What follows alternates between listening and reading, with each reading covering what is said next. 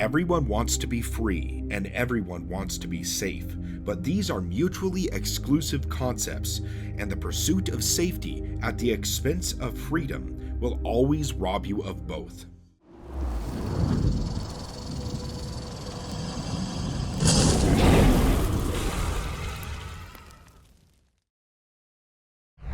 The recent healthcare kerfuffle is an excellent example of what happens when you allow those in power to tell us that freedom is less important than safety. Not only did we lose vast amounts of freedom that we will likely never get back and have established dangerous precedents in government power, but we allowed ourselves to be injected with medicine that skipped the vast majority of safety checks and trials, the results of which are obvious to some and debated by the proponents of endless government power.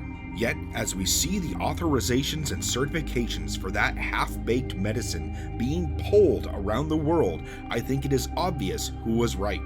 During the height of the lockdowns, I had a conversation with a friend in Canada who insisted that his right to safety validated the government's demand to lock people down in their homes. This shows that he does not understand the non-contradictory nature of true rights and that safety is not a right because no right will contradict another person's rights. It also shows that he doesn't understand both the concept of freedom and the concept of safety. Safety in and of itself is a nebulous and unattainable thing. So you want to be kept safe from a disease, so you are locked in your home.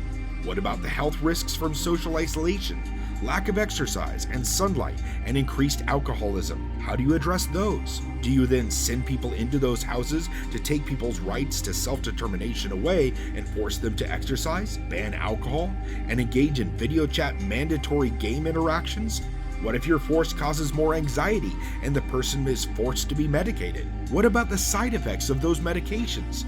At what point does the force end and the violations of individual liberty end? The point is that once you prioritize safety over freedom, there is no end to the things you are authorizing the government to take control of. Stepping out of your house, or even refusing to do so, is fraught with risk. You could trip and break your ankle walking to your car. You could get into an auto accident. You could be sneezed on by a stranger. A train could derail. There could be a power outage while you are in an elevator. It is impossible to participate in daily life without engaging in some form of risk. And that is really the crux of the issue. Freedom is the ability to choose for yourself how much of that risk you are willing to take. Nobody is forcing you to ride a roller coaster, go scuba diving, or run a marathon in the heat, but you aren't forcing anybody else to do that either. It is for each person to decide how much risk they are willing to take on, not decide that for someone else. The only person you get to risk assess for is yourself. Once you start trying to mitigate your personal risk by blatantly curtailing the rights of others, you have crossed an important line. Now you may say, but Josh, we don't let people drive drunk. And I say that is because the drunk person made a choice to create a dangerous situation, the drunkenness. By doing so, they create the dangerous situation by getting behind the wheel of a car. That is the person choosing to do something that directly threatens others. And that is the key, a direct threat compared to an indirect threat. The remedy is individual and temporary. A person is only prohibited from driving until they are no longer drunk. The false remedy during recent lockdowns was not short-term and it was general. And that is the key. If your proposed change applies to an entire society, it isn't a mitigating factor against an individual decision to put others in danger. It is an attempt to take control of a population.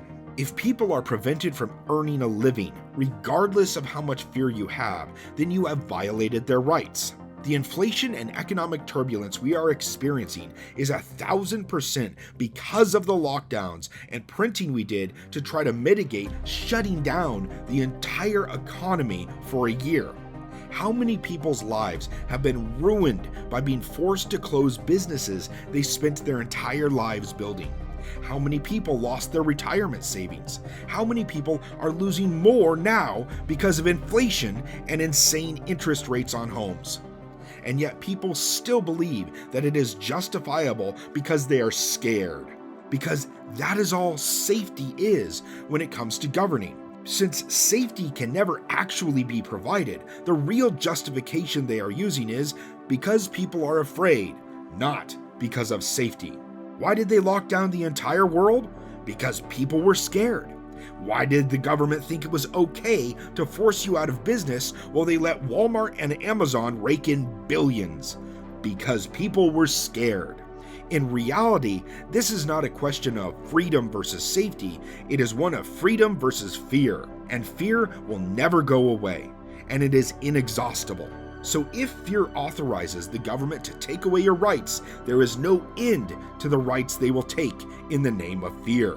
Freedom, on the other hand, can be defined. Freedom does not require you to sacrifice your safety to achieve. You can choose to stay safe in your house if you are afraid that other people are sick. Forcing others to stay home doesn't make you any safer. If you are afraid that a roller coaster is unsafe, then you don't ride one. If you are afraid that skydiving is unsafe, then don't go. We've all seen Monk. It may be fiction, but the show does a good job of showing how fear is crippling, and only by rising above fear can we become useful to ourselves and others. Freedom can be quantified. You have the right to free speech and bear arms. Fear cannot be quantified. You can never be safe enough, but you can be completely free. Fear is the rallying cry of every tyrant and genocidal leader. Fear the Jews, fear the capitalist, fear the infidel, and now fear the whites and Christians. Only by putting our foots down and calling fear the illegitimate political plug that it is, can we have even a shred of hope of preserving our freedom. If you enjoyed this video, please like and subscribe.